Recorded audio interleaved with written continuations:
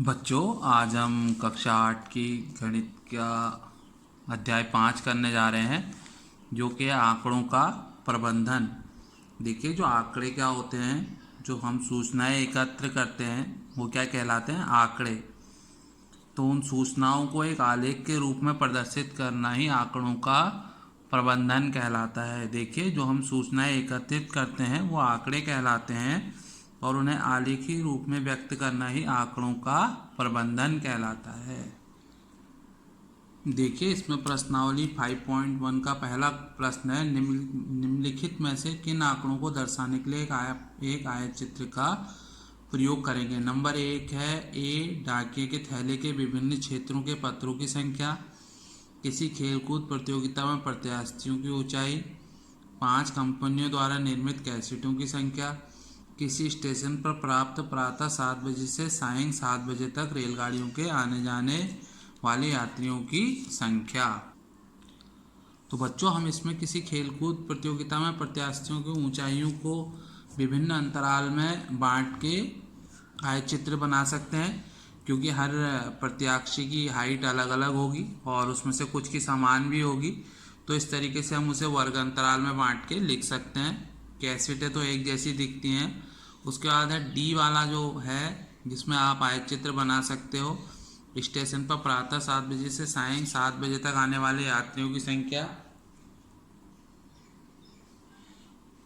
इसको भी आप विभिन्न अंतराल में उम्र के हिसाब से बांट के अंतराल बना सकते हैं और उसे लिख सकते हैं। तो देखिए, जो दूसरा प्रश्न है हम इन्हें हल करेंगे प्रश्न नंबर 2 से। किसी विभागीय स्टोर पर खरीदारी करने आए व्यक्तियों को इस प्रकार अंकित किया जाता है कि पुरुष को M से, महिला को W से, लड़के को B से और लड़की को G से। तो निम्नलिखित सूची उन खरीदारों को दर्शाती है जिनको मिलान चिन्ह का जो प्रातः पहले घंटे आए हैं। तो ये पहले घंटे में आए हुए हैं। मिलान चिन्हों का प्रयोग करते हुए बारंबारता बंटन सारणी बनाइए। इसे प्रदर्शित करने के लिए एक दंड आलेख खींचिए। तो देखिए, इसमें W कितनी बार है, M कितनी बार है, B कितनी बार है और G कितनी बार है। तो बच्चों देखिए, इसमें किस प्रकार इसका दंडालेख बनेगा। इसमें आपको पुरुष, महिला, लड़का या लड़की की सूची बनानी है जो प्रातःकाल पहले घंटे आए थे। तो बच्चों, जो देखिए उसमें आप M गिनेंगे, वो है आपके 28। अब आप उसे मिलान चिन्ह में कैसे लिखेंगे? 1 2 3 4 5, पांचवा कट हो जाएगा। 6 7 8 9 10 11 12 13 14 15 16 17 18 19 20 21 22 23 24 25 और 28। तो आपके जो हैं कितने पुरुष आए थे? 28। देखिए, 4 उसके बाद कट कर दीजिए, 5 हो जाएंगे। 5 10 15 20 25 और 28। उसके बाद बच्चों, ये 28 महिलाएं हैं, वुमेन। 28 महिलाएं जो हैं सुबह 9 बजे से पहले आई थी। उसके बाद पुरुष 15 हैं। तो देखिए, 1 2 3 4 5 6 7 8 9 10 11 12 13 14 15। तो ये आपके 15 पुरुष हो गए। इन्हें मिलान चिन्ह कहा जाता है। उसके बाद लड़के कितने थे? लड़के 5 थे। 1 2 3 4 5, ये 5 हो जाएगा। और लड़कियां 12 हैं। 1 2 3 4 5 6 7 8 9 10 11 और 12। तो ये आपका आलेख बन गया। तो ये आपका आंसर हो गया। बच्चों, इसी प्रकार तीसरा प्रश्न है, किसी फैक्ट्री के 30 श्रमिकों की साप्ताहिक मजदूरी 830, 835, 890 इस प्रकार से है। तो मिलान चिन्हों का प्रयोग करते हुए अंतराल 800 से 810, 810 से 820 को लेकर एक सारणी बनानी है। तो आइए इसकी सारणी बना देते हैं। तो बच्चों, अब देखिए, हमने अंतराल ले लिया है 800 से 810, 810 से 820, 820 से 830। इस प्रकार जो अंतिम है वो 890 से 900 तक। अब आपको देखना है 800 से 810 के बीच कितना है, 810 से 820 के बीच कितना है। तो 800 से 810 के बीच 3 है, तो इनकी बारंबारता 3 हो जाएगी। बारंबारता का अर्थ है उसमें उस अंतराल में कितने व्यक्ति हैं। उसके बाद 810 से 820 में 2 हैं, 820 से 830 में 1 है, 830 से 840 तक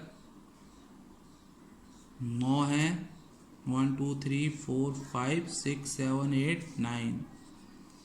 840 से 850 के बीच 5 हैं, 850 और 860 के बीच 1 है, 860 से 870 के बीच 3 है, 870 से 880 के बीच 1 है, 880 से 890 के बीच भी 1 है, 890 से 900 के बीच 4 हैं। अब आप इन्हें जोड़ लीजिए,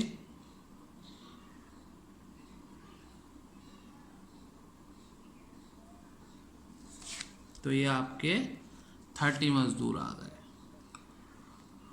बच्चों अब आपका चौथा प्रश्न है। प्रश्न तीन में दिए गए आंकड़ों से प्राप्त सारणी के लिए एक आयतचित्र बनाइए तथा निम्नलिखित प्रश्नों के उत्तर दीजिए। किस समूह में श्रमिकों की संख्या सबसे अधिक है। देखिए, आप देख लीजिए किस समूह में श्रमिकों की संख्या सबसे अधिक है। देखिए, 830 से 840 के बीच में श्रमिकों की संख्या सबसे अधिक है, 9 है। अब अगला प्रश्न आपका, कितने श्रमिक 850 या उससे अधिक अर्जित करते हैं। देखिए, कितने श्रमिक 850 या उससे अधिक अर्जित करते हैं, तो 3 1 4 5 6 और 4 10 हो जाएगा। 850 में इससे नीचे को आप गिनेंगे तो ये 10 हो जाएंगे। इसी प्रकार जो अगला प्रश्न है, कितने श्रमिक रुपये 850 से कम अर्जित करते हैं। रुपये 850 से कम अर्जित करते हैं 20। ये आपका 20 आंसर हो जाएगा।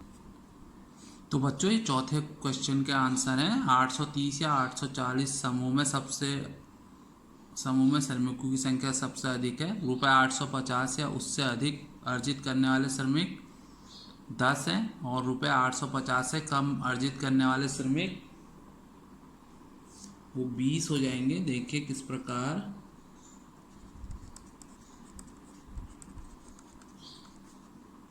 बराबर 20। तो ये आपका आंसर हो गया। अब आपको इसका आयत चित्र बनाना है। तो देखिए किस प्रकार बनेगा इसका आयत चित्र। ये अंतराल लेके आप इसका आयत चित्र बना लेंगे।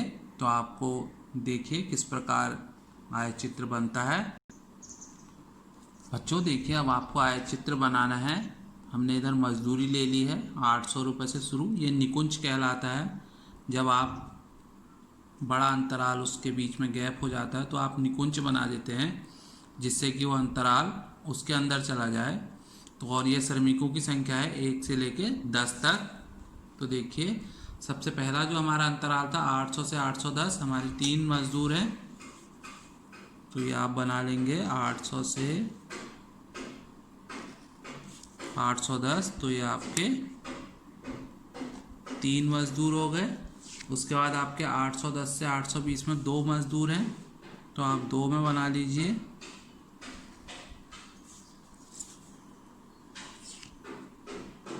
ये हो गया। उसके बाद आपका 820 से 830 में 1 मजदूर है। तो आप 1 में बनाएंगे।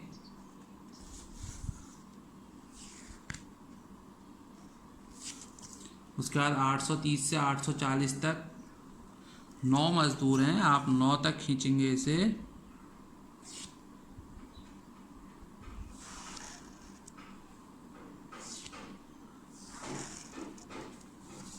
तो ये आपका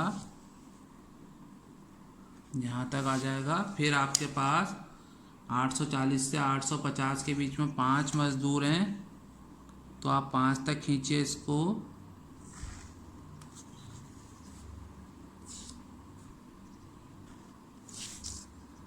850 से लेकर 860 तक 1 है, तो आप 1 मजदूर कर लीजिए।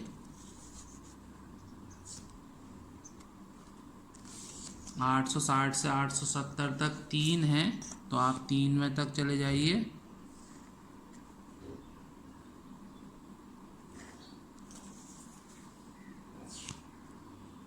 ये हो गया आपका। उसके बाद 870 से 880 के बीच में 1 है,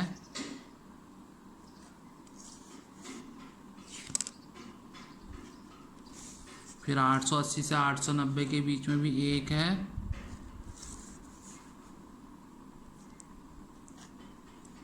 फिर 890 से 900 के बीच में 4 है,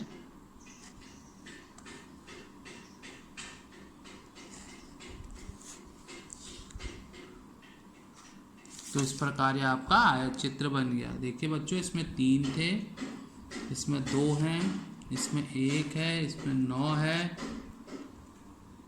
इसमें 5 है, इसमें 1 है, इसमें 3 है, फिर 1, फिर 1 और फिर 4।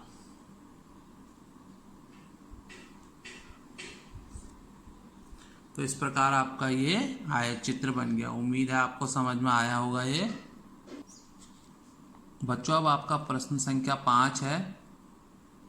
तो देखिए, अवकाश के दिनों में एक विशिष्ट कक्षा के विद्यार्थियों द्वारा प्रतिदिन टेलीविजन देखने के समय को एक आलेख से दर्शाया है। निम्नलिखित प्रश्नों के उत्तर दीजिए। अधिकतम विद्यार्थियों ने कितने घंटों तक टीवी देखा? 4 घंटे से कम समय तक कितने विद्यार्थियों ने टीवी देखा? कितने विद्यार्थियों ने टीवी देखने में 5 घंटे से अधिक समय व्यतीत किया? तो आप आलेख देखिए, ये विद्यार्थियों की संख्या है, यहाँ पर पैमाना 4 है, और ये प्रतिदिन देखे गए टीवी के घंटे हैं 1, 2, 3, 4, 5 और 6 और 7। तो सबसे पहले आपको बताना है अधिकतम विद्यार्थियों ने कितने घंटे तक टीवी देखा। तो आप देखिए, अधिकतम 32 विद्यार्थियों ने 4 से 5 घंटे के बीच में टीवी देखा। ये 4 से 5 घंटे है और ये 32 विद्यार्थी हैं। उसके बाद है 4 घंटों से कम समय तक कितने विद्यार्थियों ने टीवी देखा। ये 4 घंटे से कम समय ले लीजिए आप इधर को और इन्हें जोड़ लीजिएगा, तो आपका 4 घंटे से कम टीवी देखने वाले विद्यार्थियों की संख्या निकल जाएगी। कितने विद्यार्थियों ने टीवी देखने में 5 घंटे से अधिक समय लिया? तो 8 और 6 14 बच्चे ऐसे हैं जिन्होंने 5 घंटे से अधिक समय लिया। तो बच्चों, ये आपके आंसर है। अधिकतम विद्यार्थियों ने 4 से 5 घंटे तक टीवी देखा। 4 घंटों से कम टीवी देखने वाले विद्यार्थी 4 + 8 + 22 = 34। 5 घंटे से अधिक टीवी देखने वाले विद्यार्थी 8 + 6 = 14। तो बच्चों, उम्मीद है आपको ये प्रश्न समझ में आए होंगे। इन्हें आप ध्यानपूर्वक करें। अगर वीडियो पसंद आया हो तो लाइक, सब्सक्राइब और शेयर करें। धन्यवाद।